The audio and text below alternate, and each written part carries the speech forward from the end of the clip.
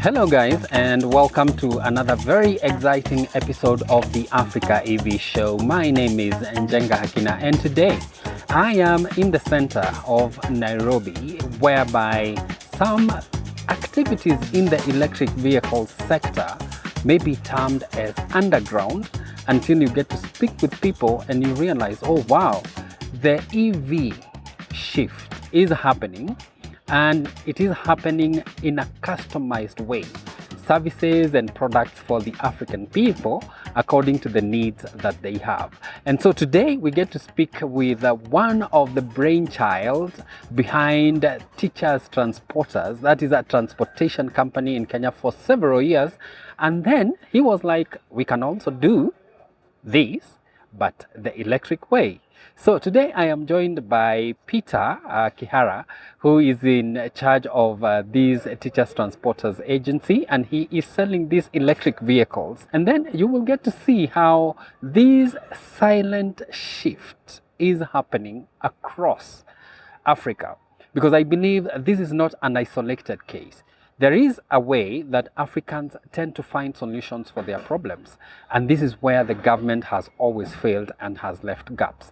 But with Peter, we will get to see how this silent, quiet shift is happening in Kenya under the radar, because this is so under the radar, I never expected it until I came across a TikTok video, you know, about teachers and the teasing that was happening.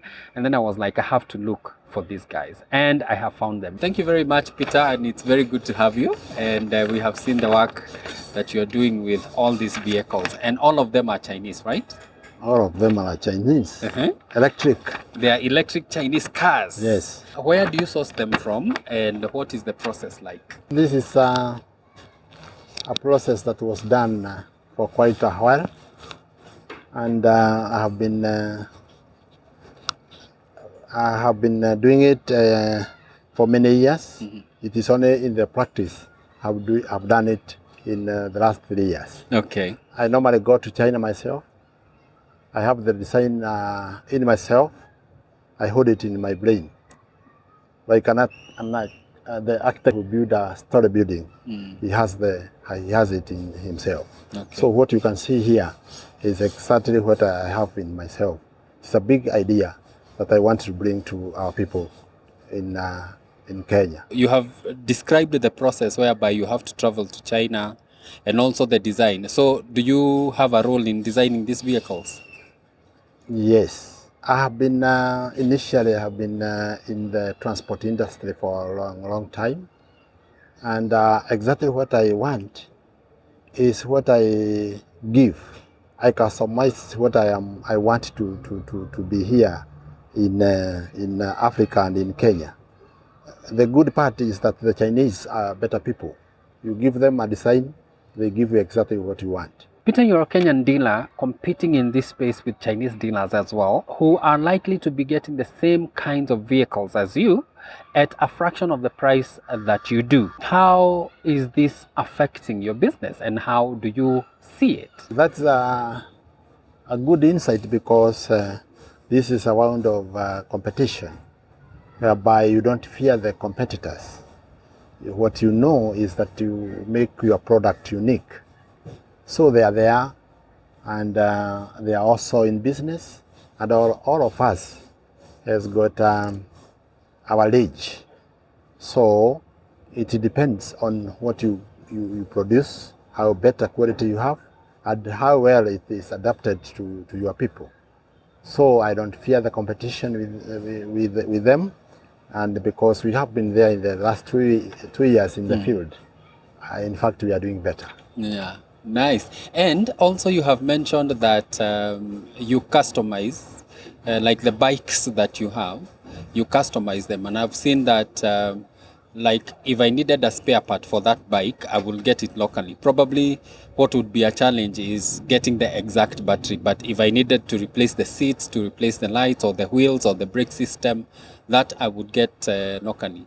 So do you see that as an advantage, over someone who is thinking this is what the Africans need or the Kenyans need, and you who is like, I am in this space, I know what this rider wants. Is that an advantage for you? It is totally a big advantage, because being in the transport industry for a long time and being in the field for working myself, I have known the challenges that are there with my people and the train that we have in Africa.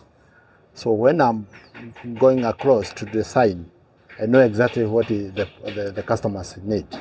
So I do exactly, I customize that one, and I am better placed than any other person when we come to the competition and the good product. And now that you have been to China, where these vehicles are coming from, are we able to do that here? Like, are we able, because I know we are assembling these vehicles locally, where you have been to China, are we able to replicate that and say we can do the same things they are doing there, here? Comparing ourselves with the Chinese, it is like heaven and earth. These people are advanced many years before us. It's because when you go there, you'll find that the percentage is, especially on the two-wheelers, it is about 90%. Whereas in Kenya here, we are starting, we are below 2%. So you can see the ledge. How many years are we going to put ourselves to move together as the Chinese? So they know the advantages of the electric vehicles, and that is why they are in the first world country. The way we do things is exactly in the third world. But the beauty part of this is that when we move forward, we have a chance also to become great, starting with myself, with my team here, and with the uniqueness that we have, because we can do it here as well, although it is a long journey we have taken, because our technician, we had involved the Chinese to train them, because we have a big future on this electric and supporting this green energy movement. And I think when you talk about the future, that is where we should be aiming, because I believe that what you have seen in China is also possible to be done here. We may be several years behind, but there are some aspects that we can bring and start doing those locally. And you already have started, because if you can design it here and tell them, just give me this, then we have already started. We have started. It is a long journey, but with a lot of combined effort, I'm telling you, it will move very fast. And that is the future. That's the future? Yes. Okay. Now, we've had this statement many times that many Kenyans cannot afford vehicles. They cannot afford to buy cars because of their price and also the maintenance costs. But what were the key considerations that you made before you decided to be selling vehicles in Kenya? Electric and any new product that comes to the market has got their challenges. And one of the hindrances to fast moving on electric technology is the cost of the product. Because like us, we are using the lithium batteries. A lithium battery is quite expensive in terms from the production to the consumer. But when you come to compare the cost of fuel that one takes for every single day, when you translate that one in a month to 1 year, it is that you will realize that it is better that you buy these high-cost electric vehicles, because you automatically become a money maker. Because all that money goes to the fuel. It will come back to you. For instance, I myself am using this for marketing. And this vehicle, as you compare to my gasoline vehicle there, it uses 3,000 in 1 day. So that translates to almost 90,000 in 1 month, which translates to 900,000 Kenya money in 10 months, which is almost enough to buy another car. So when I'm using this one, I'm saving this money. And this is the beauty, this is the uniqueness of the electric technology. So we can make savings. We buy the electrics, we make savings as we drive and not complaining about the price. Yes. And also, you have arrangements with financiers, right? That Yes. if I don't have cash up front, I can come, get a loan from whoever, and then I'll be paying pole pole, right? Right. Our business is full contained, whereby we import, we give on lease-to-own, whereby because we understand the economy of this market, we allow you to give something small. We work together, we support you, we give you a better after-sales service. You only need to take care of the vehicle because it's going to be yours at the end of the day. And by this is whereby we make all of us a better life, because you know how to operate a car, you work with it, you give us what we say, lipa mdogo mdogo, lipa pole pole, and we support you with after-sales service, and eventually we become better people by having the knowledge to make money. Nice. Green mobility. Yes. And you're about 2 years old in this business, probably over. How many vehicles did you initially import into Kenya, and how have the numbers changed since? We started, first of all, with the two-wheelers, and we came to realize that there is a big market on the smaller vehicles because of the Uber transport. And for the first year, we started with the motorcycles, whereby you start small, then you grow big. And I can say that we are doing well on the two-wheelers, and now we are better also doing well on the small cars. The big challenge on importing the small cars and the tuk-tuk is the delivery, because they take a big space. So for a 40-feet container, you just take few numbers of vehicles and tuk-tuk. Okay. So you cannot be able to bring them as many as you want. And also when you come to the terms of the government taxes, it's also a big challenge. Okay. But however, we are there, we have sold our product, and in the near future, we want also to embrace partners. These partners, we can now be able to import many of such vehicles and tuk-tuk. Okay. And then eventually, our target is up to 100,000 in the next 5 years. All right. Over those 2 years, how have you seen customer preferences change? Like maybe someone came and bought your bike, electric bike, and then after a while, they're like, now I want a car. Have you seen those changes? This one is like the time that we got the mobile phones. People were resisting. Can a mobile phone send money? Can the smartphone replace a camera? But now they have embraced. It's only that we have a big challenge on Africans' adoption. But I'm telling you, we are using now the referrals to sell. Nice. Those people who bought from us are the ones that are giving us the customers. They are moving. They are making money. Yeah. Electric vehicles and the tuk-tuk and the motorcycle, we are saying they are money makers. Those people who are still in doubt, they will find these people moving day in, day out, because the cost of working with this one is 100% electric, whereby you don't have the emissions. You don't have to go to the filling station. You don't have to go to the services.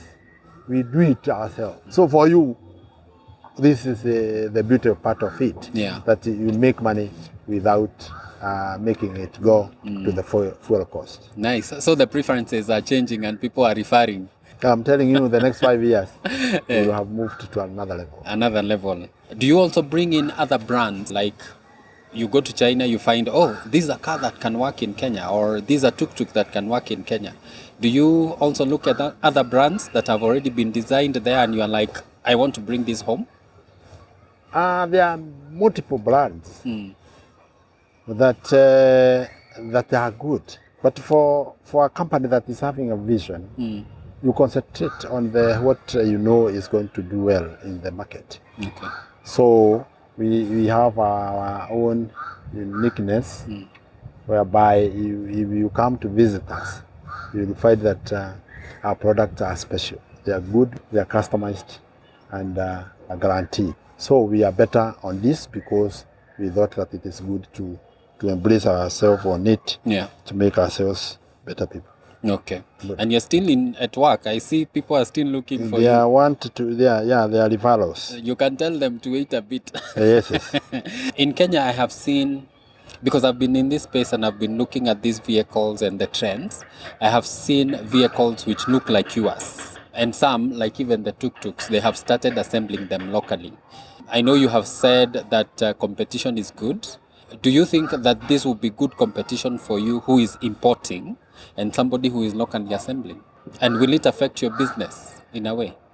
Yes, I am saying it can. It is a way of improving even what we are doing ourselves. And when we have the locally assembled, I know it is also going to be a big challenge because of the production. Whereas we have an advantage because we make them there, they are ready on the market, and here there are several challenges when you come to do it to yourself. So we'll embrace one another at the end of the day. Okay. And we'll make good products for our people so that eventually all of us will benefit. And I'm looking at that from the perspective of, imagine if an aspect of this vehicle was done here. Say maybe it was assembled here, or some materials were produced here. So I think that is a good thing, and probably even eventually shifting to saying, instead of going to China, now that KVA is assembling, you can be doing that as well, right? Right, that should be the best way to go, because build Kenya and we buy Kenya. And I am hoping that is going to be the direction whereby our government needs to work on this. The investors also need to understand about it. And it is a teamwork that will make us minimize the cost of these products. Okay. So I know in the future and near future is that we are going to have this with us. Is your business sole proprietor or are you in partnership? When I'm saying that this company is a billion company, it means that we have the shareholding. It is a limited company, whereby we want to embrace the shareholders. We want also investors to invest with us.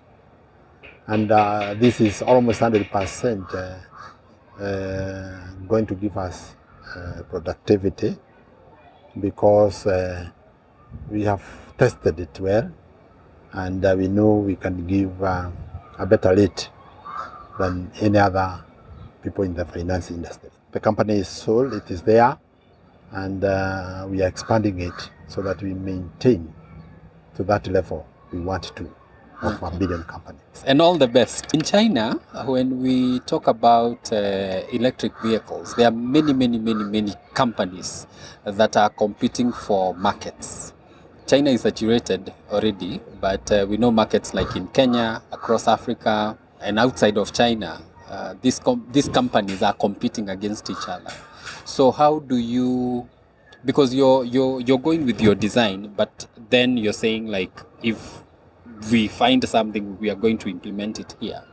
But if you bring in brands that have already been developed there by these competing companies, how do you leverage that competition to get the best quality and the best price for your vehicles? When we say that we are customizing our product, we say that the Chinese technology is well, because we import them in CKD or SKD, whereby we have also our assembling points, because this one make it a bit also competitive.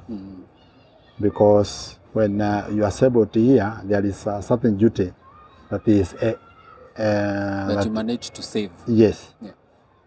which allow you a mileage on the competition. So we keep teaching, we keep adapting to what is there. Maybe the next story that we will do is you will be somewhere assembling your own. Yes. We will be at KVA in Thika or in Mombasa. We have already a main one whereby we want to bring it up Okay. at Babadogo, where we do our assemblies. Okay. Where we have our technician, and soon we are going to embrace other people. Nice. Because we have seen a big challenge in this industry of electric, because they are expensive, but we can retrofit the fuel, especially the two-wheelers. We have started with the motorcycle. We retrofit with the relevant authority to make this one now electric. We are making it 100%, which is relatively a bit cheaper for our people. Okay. So in the market, I was feeling that the 2 million riders in Kenya, some of them cannot be able to buy new product. So we are there, we are retrofitting for them at a better rate. And soon we are going to take our share in this market in Kenya and also in Africa. When you talk about retrofitting also, I see upcycling and recycling.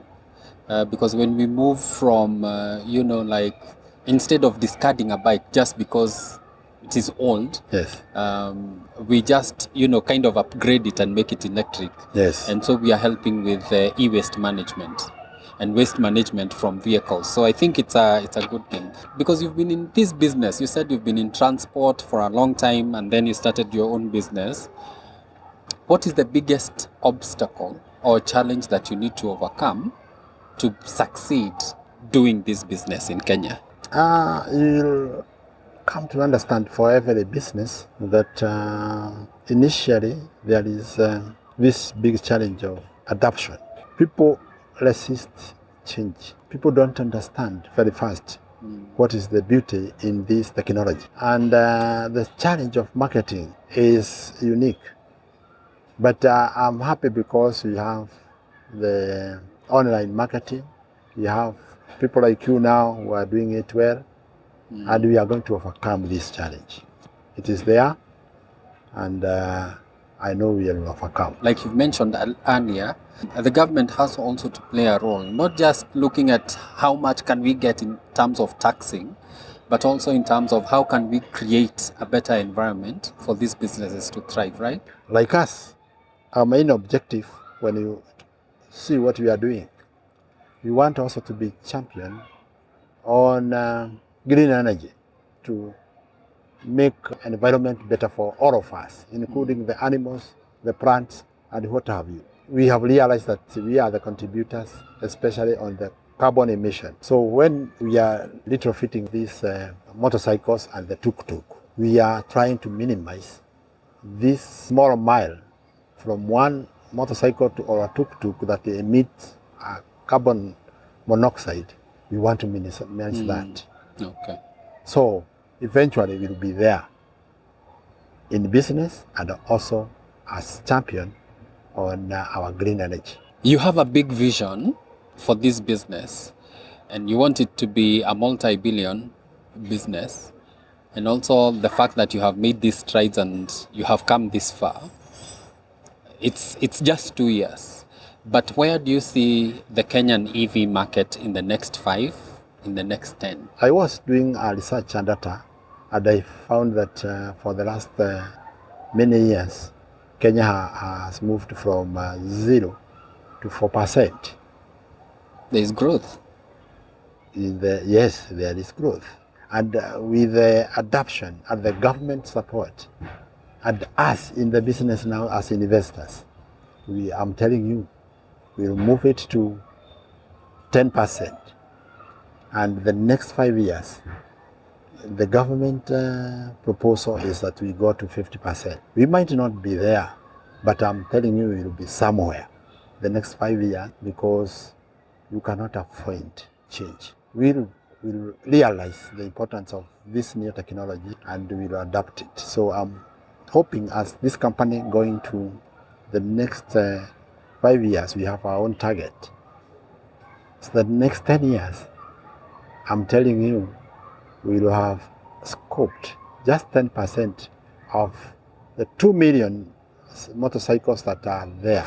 If we only take 10%, it is going to be 200,000 pieces. Yeah. And that one is going to make a big move, a big stride to the percent that we are helping our government to help us to have a healthy environment and a better future for all of us. Thank you so much, Peter. Yes. It's been very insightful speaking with you and seeing the progress that you have made over the past 2 years. Congratulations and keep going. We really need to see this space growing because I know, like for instance, we could save billions in terms of fuel costs. And you know Kenya is a net importer. So when we are importing everything else, including the fuel that should be driving our economy, then it becomes a little bit expensive and it weathers or erodes our shilling or the value of our currency. So what you're doing is good, and I believe that when we look at it and getting to 50%, I think when you talk about 50% of Kenya's mobility being electric, we would save not less than 20 billion every 6 months, you know? So you do make sense. It does make sense that you are doing this. That is the beauty part of the life, that we become part of this. Thank you so much, Peter, for that very insightful conversation. I am looking forward to seeing Kenyans like you and myself see these changes and experience them in our lifetime, and also hitting those milestones and seeing how much we can do when we manage to do most of this stuff locally. Again, guys, it's been a very special episode of the Africa EV Show. My name is Njenga Hakeenah. Remember to like, share, and subscribe. And as always, if there is something that is happening within your community, within your area, within your city, within your region, let us know and we'll be coming to you, because we cannot know until we get to have these conversations shared and people sharing their experiences and insights, where we get to see how Africa is changing when it comes to green mobility. I look forward to seeing you again soon.